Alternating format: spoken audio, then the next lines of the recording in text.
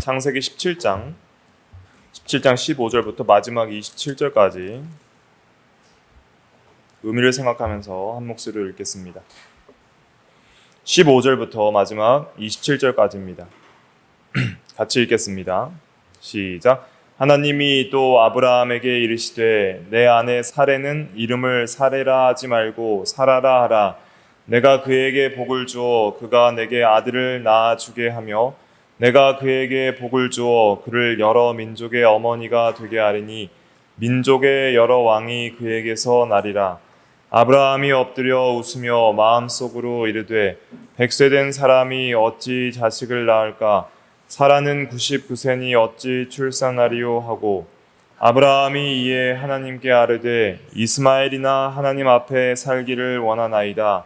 하나님이 이르시되 아니라 내 아내 사라가 내게 아들을 낳으리니 너는 그 이름을 이삭이라 하라. 내가 그와 내 언약을 세우리니 그의 후손에게 영원한 언약이 되리라.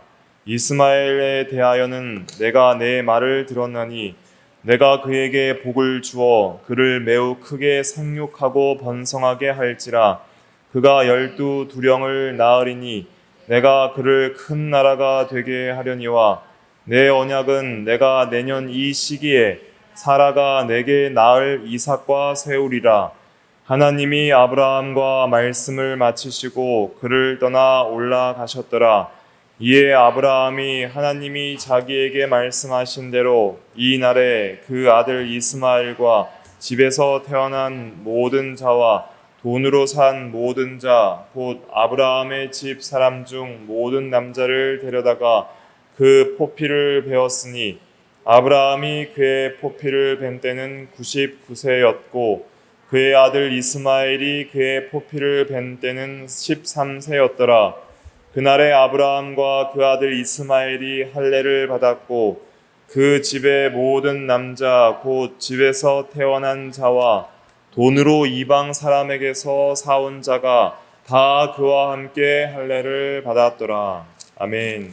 이 시간 말씀의 제목은 믿음을 주시는 하나님, 믿음을 주시는 하나님이라는 제목으로 창세기 17장 강해를 하도록 하겠습니다. 15절에 보면 하나님이 또 아브라함에게 이르시되 내 아내 사레는 이름을 사레라 하지 말고 사라라 하라 라고 하였습니다. 사레와 사라 둘 다 왕비라는 그런 뜻을 가지고 있습니다. 사레가 출생했을 당시에 그녀의 혈통이 고귀했기 때문에 사레라는 이름을 지어 주었던 것 같은데 하나님의 의미는 같지만은 앞으로 고귀한 자손 또 만왕의 왕이신 예수 그리스도께서 그 사라의 후손으로 태어나실 거라는 그런 의미로서 사라라는 이름으로 변경해서 지어 주셨습니다. 그래서 아브람은 아브라함이라고 변경됐잖아요. 아브람은 무슨 아버지였죠? 존귀한 아버지였습니다. 존귀한 아버지. 그 당시 아들이 많은 사람들이 존귀한 아버지였고 아브라함은 열국의 아버지, 많은 민족의 아버지라는 의미로 바꾸어 주셨죠. 근데 아브라함만 이름을 바꾸어 주신 것이 아니라 17장에서 이제 사레도 사라라고 바꾸시면서 이름의 의미는 거의 똑같습니다. 왕비라고 보시면 됩니다. 그러나 그 상징성은 이제 그리스도의 어머니, 앞으로 그 사라의 후손을 통해서 왕들이 나고 그 왕들 중에 만왕의 왕인 그리스도가 나실 것을 이제 언약하시는 언약의 이름으로서 이렇게 사라라는 이름을 주셨습니다. 16절에 보면은 내가 그에게 복을 주어 그가 내게 아들을 낳아주게 하며 내가 그에게 복을 주어 그를 여러 민족의 어머니가 되게 하리니 민족의 여러 왕이 그에게서 나리라. 그러니까 사라는 사례랑 똑같이 그 문자적으로는 여왕이지만 하나님께서 그 이름의 의미를 부여했을 때에는 어떤 의미예요? 여러 민족의 어머니, 이런 의미로 지어주신 것입니다. 민족의 여러 왕이 그에게서 나게 되고 특별히 그리스도께서 그녀를 통해서 나게 될 것이라는 뜻으로 사라라는 이름을 지어주셨습니다. 이름이라는 것은 인격을 상징합니다. 그래서 새 이름을 주셨다는 것은 새로운 인격자로 만드시겠다는 것입니다. 하나님께서. 그래서 하나님의 은혜로 선택하시고 믿음을 주셔서 구원받은 모든 성도들은 새 이름이 주어지는 거예요. 새 인격이 생깁니다. 새 사람이 입혀지고 그리스도인이라는 이름, 하나님의 자녀라는 이름, 아브라함의 자손이라는 이름, 영적 이스라엘이라는 이름들이 새겨지는 거예요. 그러니까 아브라함 언약에 참여해서 이 아브라함의 믿음의 자손들이 되고 그리스도의 구원의 계보에 참여하고 하나님 나라의 백성이 되며 하나님의 아들이라 일컬음을 받는 새 이름과 그 새 이름에 걸맞는 새 인격을 가지게 된다는 것입니다. 그러므로 오늘날 우리도 예수를 믿는 모든 자는 그리스도의 이름과 하나님의 이름이 그에게 있고 또 인격이 변화된다는 것을 기억해야 됩니다. 약속을 하나님의 말씀과 그의 언약을 믿고 그다음 순종할수록 점점 성도는 그 인격이 변화되어서 존귀하게 되어갑니다. 그래서 우리 성도들도 이 아브라함이나 사레만 이 새 이름을 받은 것이 아니라 우리 모든 성도들도 새 인격과 하나님과 그리스도를 담는 그런 새 이름을 받은 줄 알고 그 인격이 변화되도록 그렇게 힘써 나가는 것이 구원받은 자의 바른 신앙생활이라 할 수 있겠습니다. 우리가 신앙의 인격을 잘 만들어 나가는 것이 매우 중요합니다. 사레와 아브라함도 처음부터 이렇게 신앙 인격이 좋았던 건 아니에요. 그들도 불신앙적인 마음들이 있었고 여러 시험 가운데 있었고 특별히 하갈을 취해서 이스마엘을 낳는 죄도 범했지만은 그들을 끝까지 붙들고 그 믿음이 성장하도록 인도하신 분은 하나님이시라는 것을 기억을 해야 됩니다. 그래서 하나님께서 우리의 구원을 시작하시고 완성하시기 때문에 그 하나님을 의지하고 그 하나님의 힘을 힘입어서 우리가 순종해 나갈 때 우리의 인격도 자라날 수 있다는 것을 기억해야 되겠습니다. 이렇게 이제 아브라함에게 사라에게 아들이 있을 것이라는 것을 처음으로 약속을 해 주셨습니다. 그전에는 사라에게서 아들이 낳을 것이라는 말씀을 안 해주셨는데 사라에게서 아들이 낳을 것이라는 것을 처음으로 17장에서 말씀해 주시니까 아브라함의 반응이 어땠는가? 엎드려 웃었다 그랬어요. 17절 같이 읽어보겠습니다. 시작. 아브라함이 엎드려 웃으며 마음속으로 이르되 100세 된 사람이 어찌 자식을 낳을까? 사라는 99세니 어찌 출산하리요? 하고 여기서 처음에 엎드려라는 것은 이제 칼빈은 경건성 또 믿음의 표다라고 말을 했습니다. 그래서 사라에게 아들이 있을 것이다 라는 것을 말씀하실 때 그 하나님의 말씀에 경외함을 표하고 또 믿음을 표했다는 것이죠. 또 매튜 헨리는 큰 겸손의 태도를 나타냈다라고 했습니다.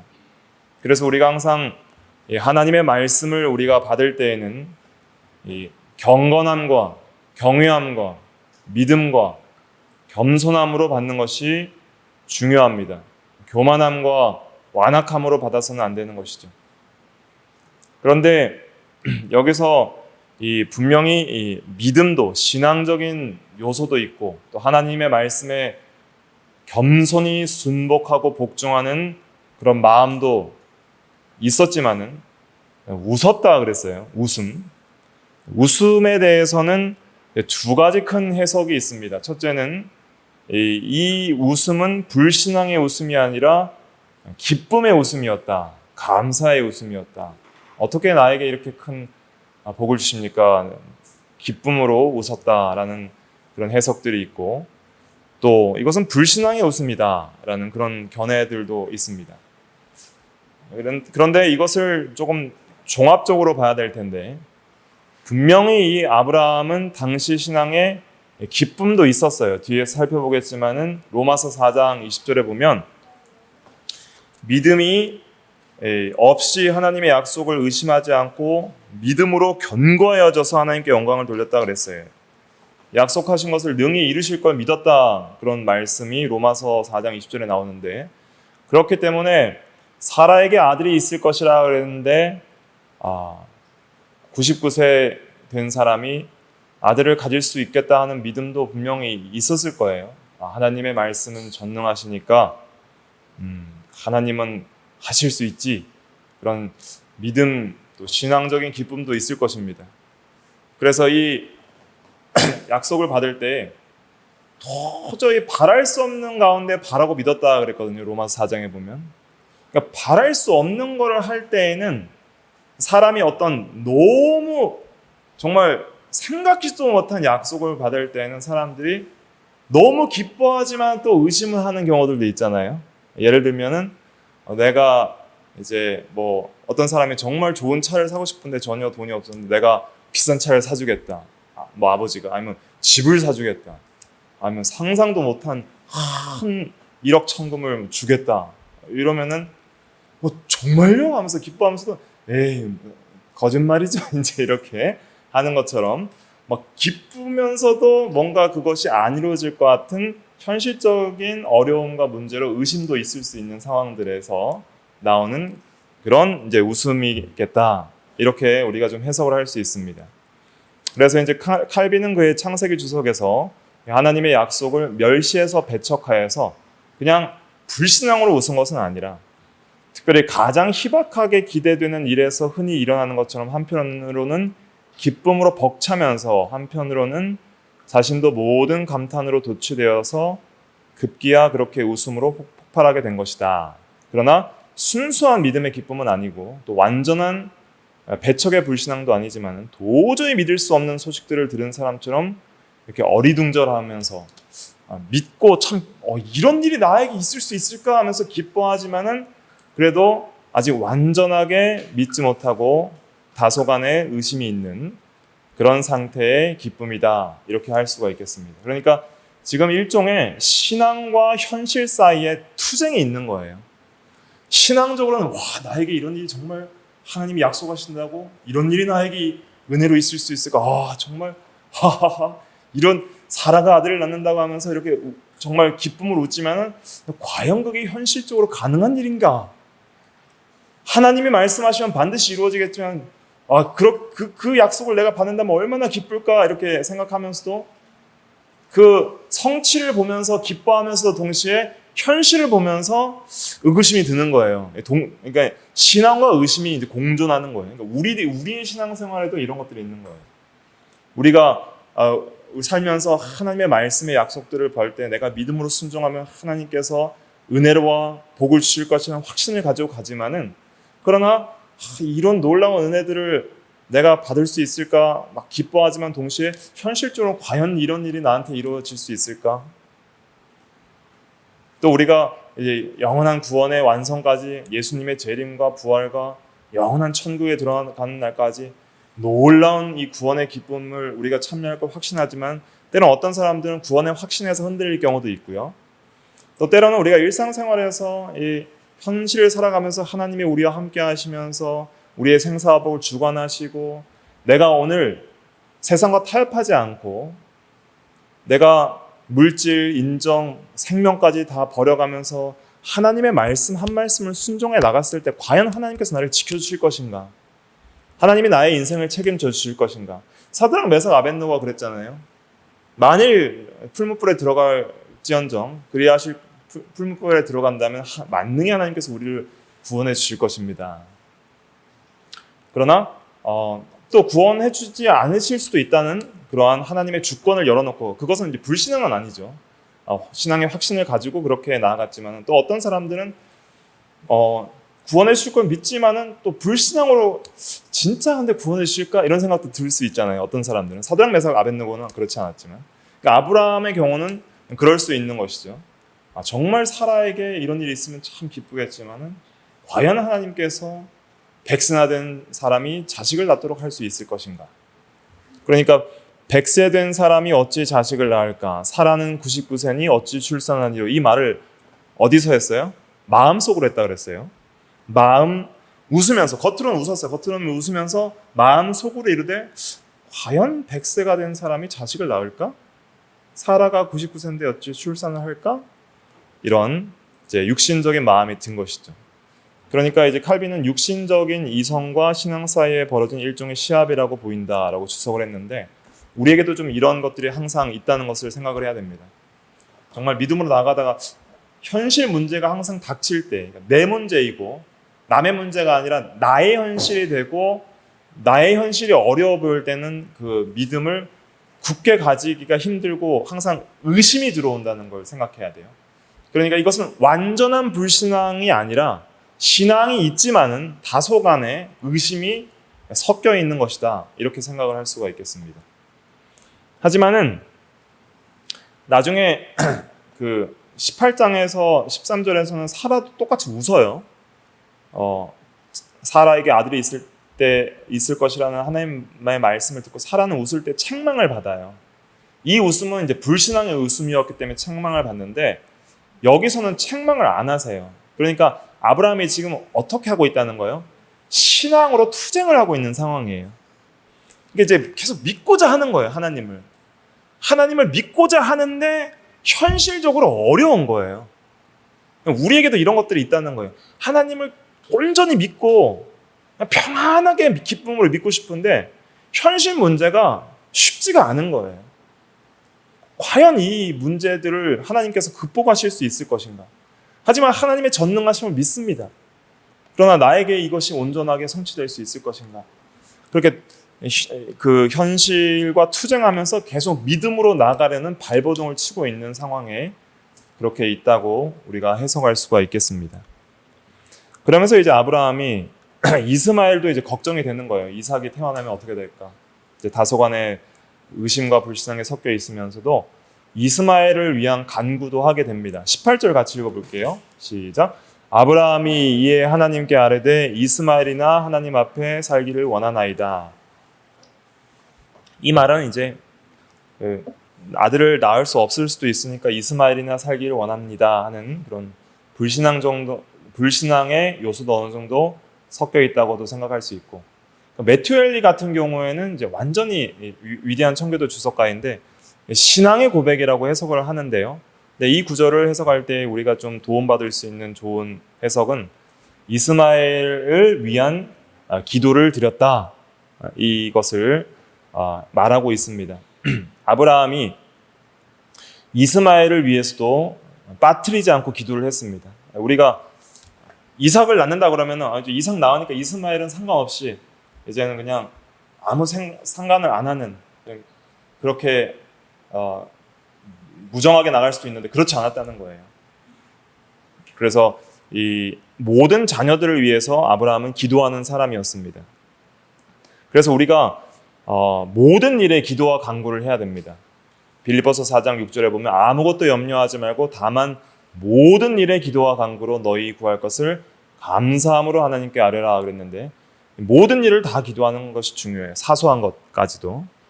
특별히 하나님께서 이제 어떤 말씀을 안 하셨지만은 먼저 본인이 요구를 하는 것이죠. 이스마엘이나 하나님 앞에서 살기를 원합니다. 이게 어떤 의미일까요? 먼저는 자녀들을 위해서 기도한 것이 중요합니다. 부모들과 특별히 이제 아버지, 어머니들은 자녀를 위해서 빠짐없이 기도하는 것이 매우 중요합니다. 그래서 하갈이 낳은 아들도 관심을 두고 기도를 한 것입니다. 가족들을 위해서 기도를 쉬지 않는 것이 우리에게 있는 중요한 의무 중에 하나입니다. 욥 같은 경우에도 자식의 수요대로 항상 번제를 드렸고 그들을 위해서 예배하였습니다. 그 다음에 여기서 또 중요하게 봐야 될 기도의 제목은 하나님 앞에서 살기를 바라는 기도를 했다는 거예요. 그래서 이스마엘이나 하나님 앞에서 살기를 원합니다 하는 것은 굉장히 좀 무정한 기도 같이 보이는데 그렇지 않습니다. 하나님 앞에서 살기를 원한다는 기도는 굉장히 귀한 기도입니다. 모든 자녀들이 하나님 앞에서 거룩하게 살아가기를 바라는 기도, 그것을 하는 것은 참된 신앙의 아버지들이 하는 귀한 기도라고 할 수가 있죠. 각 자녀들이 하나님을 떠나지 않고 항상 하나님 앞에서 믿음으로 살아가기를, 올바른 신앙의 길을 걸어가기를 원합니다. 이렇게 기도하는 것은 영적인 최고의 축복의 기도라 할 수가 있겠습니다. 그렇게 이제 기도할 때 하나님께서 이제 대답이 나오는데 19절 한번 읽어볼게요. 시작. 하나님이 이르시되 아니라 내 아내 사라가 내게 아들을 낳으리니 너는 그 이름을 이삭이라 하라. 내가 그와 내 언약을 세우리니 그의 후손에게 영원한 언약이 되리라. 여기서 하나님이 이르시되 아니라 그랬잖아요. 아니라. 이 아니라라는 히브리어 원어는 이제 아발, 뒤에서 오른쪽에서 왼쪽으로 읽습니다. 히브리어는 이게 발 이렇게 됩니다. 그래서 아발인데 이것은 그러나 이런 의미도 있고 참으로 이런 의미도 있습니다. 그래서 그러나 아니라 참으로 내 아내 사라가 내게 아들을 낳을 것이다. 이스마엘이 너의 언약의 자손이 아니라 참으로 아내 사라가 낳는 그 아들이 너의 언약의 자손이 될 것이고, 그 다음에 이름도 지어주셨어요. 그의 이름을 이삭이라 하라. 오늘 제목이 믿음을 주시는 하나님이었잖아요. 그래서 아브라함이 어느 정도 다소간의 의심이 있을 때에 아니라 그러면서 참으로 내 아내 사라가 내게 아들을 낳으리니, 계속 이렇게 말씀으로 믿음을 주시는 거예요. 확증을 주시는 거예요. 확신을. 그리고 이름도 주셨습니다. 이삭이라. 이렇게 이제 계속 하나님께서 아브라함에게 말씀으로 교훈하실 때에 아브라함의 믿음이 더욱더 견고해지고 의심이 사라지게 됩니다. 그 이삭이라는 뜻은 무슨 뜻인가 하면 웃음이라는 뜻입니다. 그래서 나중에 사라가 아들을 낳을 때 하나님이 나를 웃게 하시니 이런 말을 하는데, 이 웃음은 이중적 의미가 있어요. 아브라함에게도 어느 정도 있었고 사라에게도 어떤 불신앙의 웃음이 있었다라면, 그러나 이제 그 아들을 낳았을 때는 기쁨의 웃음이 된 것이죠. 여기서 우리가 좀 적용할 만한 중요한 신앙적인 내용은, 이 참된 신앙에는 이렇게 성취와 기쁨이 있다는 거예요. 믿는 자에게 반드시 하나님의 말씀은 성취됩니다. 그래서 히브리서 11장 1절에는 믿음은 바라는 것들의 뭐라 그랬어요? 실상이요, 보지 못하는 것들의 증거라 그랬고, 그렇게 믿는 자들에게 실상과 증거가 나타날 때 함께 따라오는 것이 웃음, 곧 기쁨인 것이죠. 하나님께서 19절 말씀에 아니라 반드시 참으로 내 아내 사라가 내게 아들을 낳으리니, 이 말씀을 할 때에 아브라함에게 믿음이 싹 들어간 거예요. 참으로 낳겠구나. 하나님이 참으로 낳는다고 하시니까 이제는 더 이상 의심하지 말고 낳아야 되구나. 이름도 이삭이라 하니까, 웃음이라고 하니까 정말 이 신앙적인 그 기쁨을 가지게 하는 이름이구나 하는 것을 깨닫고, 이렇게 아브라함은 견고한 신앙과 또 신앙의 기쁨을 맛보게 된 것이죠. 그래서 여기서 아마 이제 아브라함이 믿음이 쏙 들어간 것 같아요. 왜냐하면 이제 이 이후에 하나님이 할례를 명하실 때 완전히 순종을 하거든요. 할례를 온전히 순종한다는 것은 확실한 믿음의 신앙 고백입니다. 그렇기 때문에 더 이상 의심이 없이 확신을 가졌다는 거예요. 이제 그러므로 이제 좀 이따 살펴보겠지만은 로마서 4장 20절에 의심하지 않고 확신하였다는 구절과 이제는 연결이 되는 것이죠. 그래서 이제 하나님이 그의 아들 이름을 이삭이라, 웃음이라고 이렇게 지어 주었는데, 이 아브라함이 이제 영적으로 기뻐한 것을 상징적으로 보여주는 것입니다. 그래서 이제 요한복음 8장 56절 같이 읽어볼게요. 시작.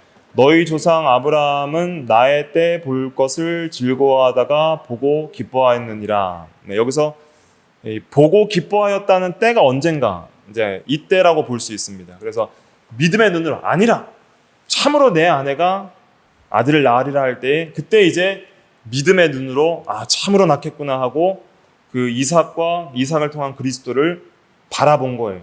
기뻐한 거예요. 그래서 우리가 이 이삭의 약속 가운데 그리스도를 보고 아브라함이 기뻐했던 것처럼 우리도 그리스도를 찾는 자들에게 그리스도께서 우리에게 기쁨이 되시고 또 웃음이 되시고 또 우리가 아멘 주 예수여 어서 오시옵소서라고 그리스도의 재림과 구원의 완성을 기뻐하며 바라보는 소망 가운데 있는 모든 자들에게 현재적으로도 기쁨을 주실 것이라는 확신을 가져야 하는 것입니다. 우리에게는 이런 항상 기뻐할 수 있는 영원한 기쁨, 세상이 빼앗아 갈 수 없는 기쁨, 변하지 않는 기쁨, 또 견고한 기쁨이 있다는 것을 항상 믿고 신앙해야 됩니다. 그 다음에 20절에 보면 하나님께서 이스마엘이나 하나님 앞에서 살기를 원합니다라는 기도를 들으시고 거기에 대해서 응답을 해주시는 것이 20절입니다. 20절 읽어볼게요. 시작. 이스마엘에 대하여는 내가 내 말을 들었나니 내가 그에게 복을 주어 그를 매우 크게 생육하고 번성하게 할지라. 그가 12두령을 낳으리니 내가 그를 큰 나라가 되게 하려니와. 그래서 이스마엘도 하나님이 육신적으로는 영적인 복에는 참여할 수 없지만 육신적으로는 복을 주고 번성하게 하시겠다고 아브라함에게 약속해 주셨습니다. 그러나 하나님의 은혜 언약은 이삭과 세운다 그랬어요. 21절에 보면 내 언약은 내가 내년 이 시기에 사라가 내게 낳을 이삭과 세우리라. 그래서 하나님이 약속하신 자손과 땅에 대한 약속의 성취는 아들 이삭을 통해서 이루어지겠다고 말씀하셨습니다. 그래서 이 하나님의 이 구원은 전적으로 주권적인 선택과 은혜에 있다는 것을 기억을 해야 됩니다. 그리고 또 사라에 의해 아들이 나겠다는 그 말씀을 계속적으로 반복하셔서 이제 확고한 믿음과 또 위로를 가질 수 있도록 하나님이 하신 것입니다. 그래서 결국 아브라함이 믿기는 믿었지만은 그 믿음을 견고하게 하고 확실하게 하시는 분은 누구예요? 하나님이시라는 거예요. 하나님께서 계속 말씀을 하시는 거예요. 계속 말씀을 거듭하시고 확실하게 하셔서 믿음을 주시는 거예요. 그러니까 오늘날 우리에게도 흔들리는 믿음이 견고해지려면 계속적으로 말씀을 들어야 되는 것입니다. 아브라함이 이제 믿음의 확신을 가질 때에 할례를 온전하게 행하게 됩니다. 23절 읽어볼게요. 시작. 이에 아브라함이 하나님이 자기에게 말씀하신 대로 이날에 그 아들 이스마엘과 집에서 태어난 모든 자와 돈으로 산 모든 자 곧 아브라함의 집 사람 중 모든 남자를 데려다가 그 포피를 베었으니. 네. 여기서 잘 보시면 하나님이 자기에게 말씀하신 대로 이날에, 이 구절이 중요합니다. 말씀하신 대로 순종했다는 것이고, 이날에 순종했다는 것은 다음 날로 안 미루고 즉시 바로 순종했다는 것입니다. 이 순종을 통해서 아브라함은 하나님이 약속하신 말씀을 온전히 믿었다는 신앙의 고백을 하게 되는 것이죠. 그래서 아브라함의 순종은 하나님의 은혜로운 언약, 사라를 통해 이삭을 낳고 이삭을 통해 하늘의 별과 같이 자손이 많아지라는 약속을 믿은 참된 믿음을 증명한 것입니다. 그러나 이 믿음은 끊임없이 하나님이 말씀을 통해 주신 은혜라고 우리가 해석할 수 있습니다. 그래서 이 로마서 4장 17절부터 22절에 나오는 아브라함에 대한 믿음의 이야기는 바로 이 창세기 17장을 근거로 말씀을 하는 거예요. 로마서 4장 17절에 보면 기록된 바 내가 너를 많은 민족의 조상으로 세웠다 하심같이, 이 기록이 어디에서 등장하는 거예요? 많은 민족의 조상으로 세웠다 하는 그 기록은 어디에 있어요? 창세기 17장 5절이죠.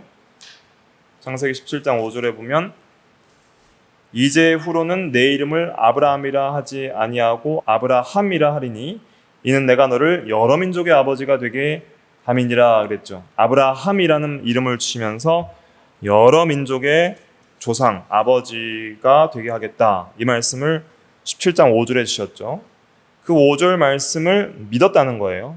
믿을 때에 죽은 자를 살리시며 없는 것을 있는 것으로 부르시는 이시니라. 그 다음에 아브라함이 바랄 수 없는 중에 바라고 믿었으니 이는 내 후손이 이와 같으리라 하신 말씀대로 많은 민족의 조상이 되게 하려 하심이라. 그가 백세나 되어 자기의 몸이 죽은 것 같고 사라의 태가 죽은 것 같음을 알고도 믿음이 약하여지지 아니하고 믿음이 없어 하나님의 약속을 의심하지 않고 믿음으로 견고하여져서 하나님께 영광을 돌리며 약속하신 그것을 또한 능히 이루실 줄을 확신하였으니 그랬습니다.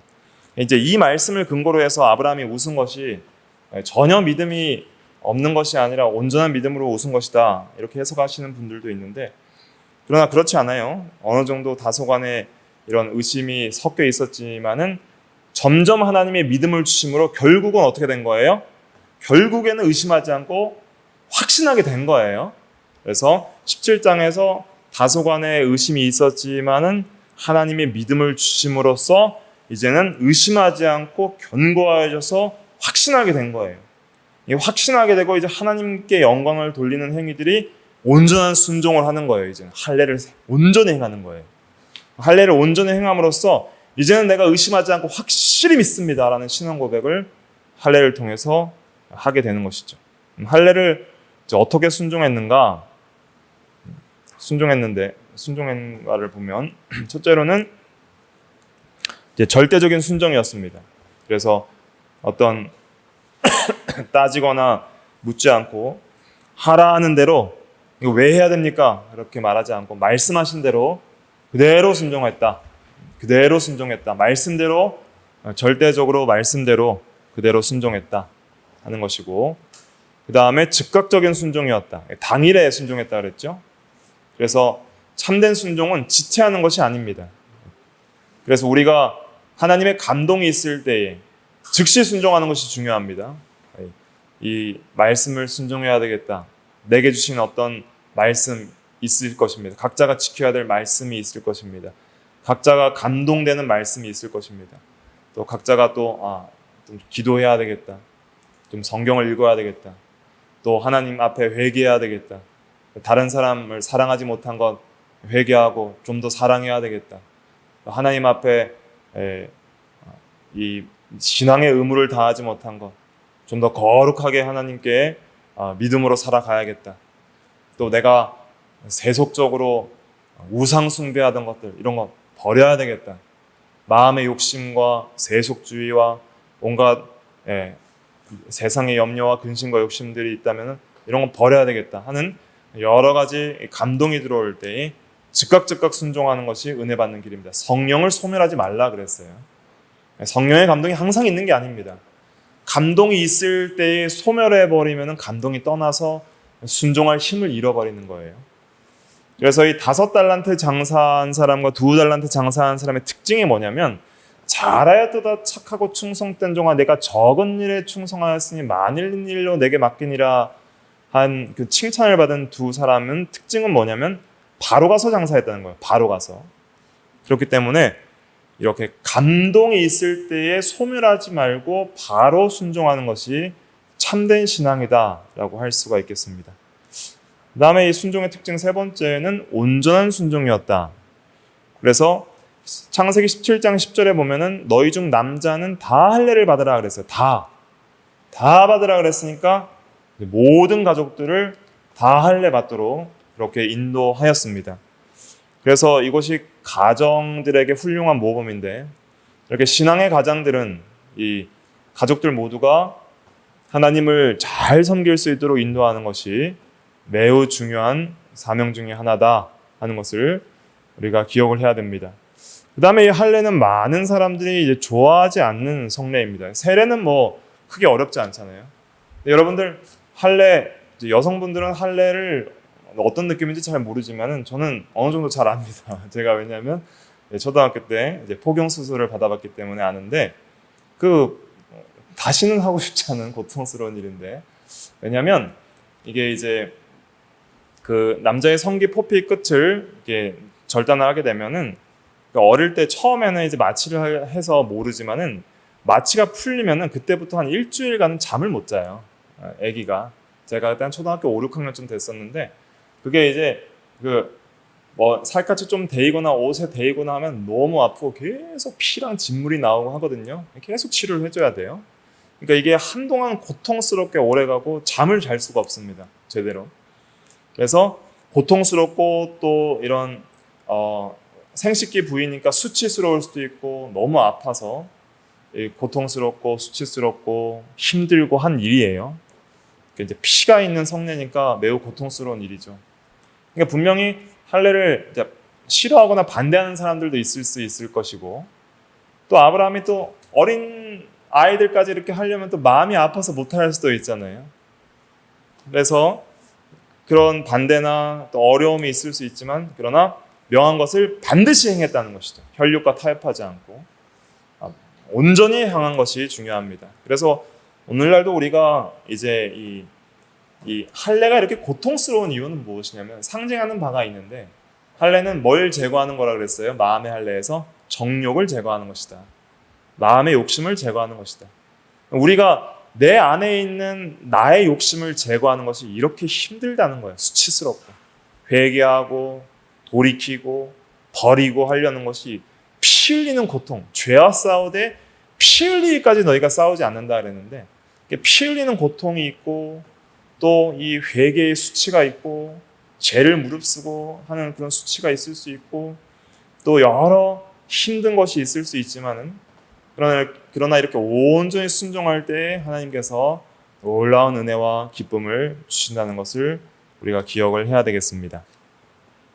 그래서 오늘 제목이 믿음을 주시는 하나님인데 하나님이 우리에게 은혜로 믿음을 주시는 것입니다. 아브라함이 믿음이 좋아서 처음부터 잘 믿은 것이 아니죠. 하나님이 다소간의 의심이 있는 아브라함을 끝까지 포기하지 아니하시고 지속적으로 말씀을 주실 때에 그의 믿음이 견고해졌다는 것을 우리가 배웠습니다. 그렇다면 우리는 어떻게 해야 될까? 우리도 지속적으로 하나님의 말씀을 들어야 됩니다. 그래서 말씀을 통해서 믿음이 생기고 자라나는 거예요. 지속적으로 하나님의 말씀을 읽고 묵상하고 듣고 그 마음에 새기고 그리고 하나님께서 믿음을 달라고 우리가 간절히 기도하는 기도들이 필요한 것이죠. 그렇게 이제 하나님이 은혜를 주시고 믿음을 주시고 감동을 주실 때는 어떻게 해야 돼요? 즉시 순종해야 돼요. 즉시 믿음을 주시고 우리의 마음을 새롭게 하실 때에는 새롭게 된 마음으로 즉시 순종하는 게 중요합니다.